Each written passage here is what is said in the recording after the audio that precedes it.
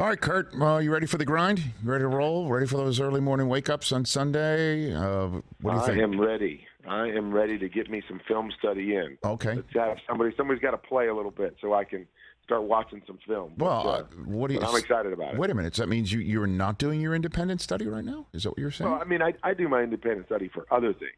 Okay.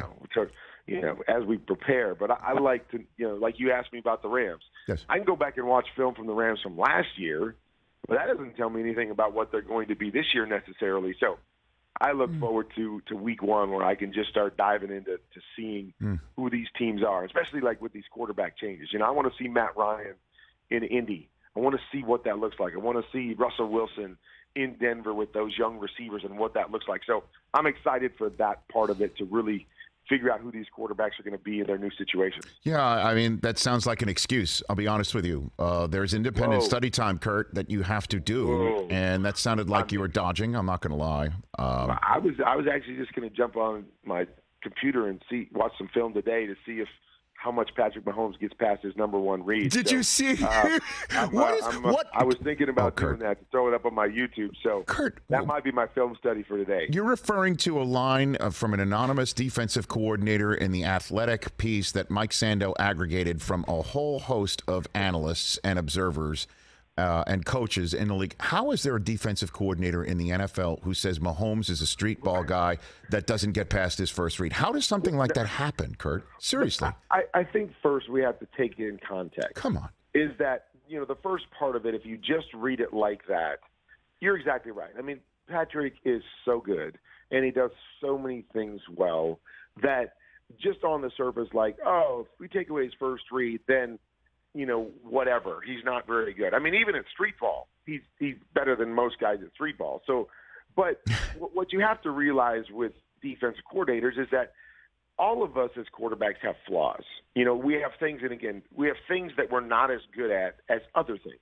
And so what I believe that coordinator was really saying was, we got to figure out, how do we stop Patrick Mahomes? So how we stop him is we try to take the first or the early reads away, and we try to force him to get away from the context and force him to try to make some of those special plays. Does he make them? Yes. Do they lose very often? No. But when they lose, I believe that coordinator was saying this is why they lose when they lose, is because teams are able to take that away from him and force him to do other things.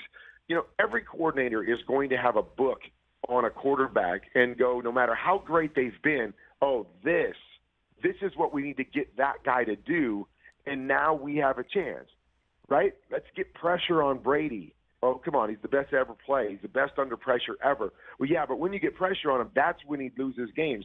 That, to me, is what that comment was about. We get so hung up with, oh, my gosh, some coordinator said that, there's a flaw or that somebody can't do this.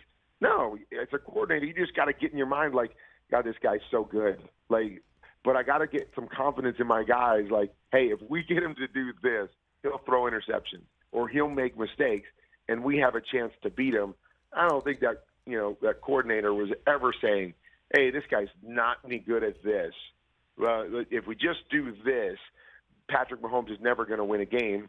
No, he's a great quarterback that does so many things well. We're just trying to force him to get to this point, because now that gives us a chance. I don't know, man. That might just be you being your usual gracious self there, Kurt. I mean, I read the quote over and over and over again, and we'll put it up on the screen in a second. Either way, I'll do the film study for us, and I'll let everybody know what I see. You do that.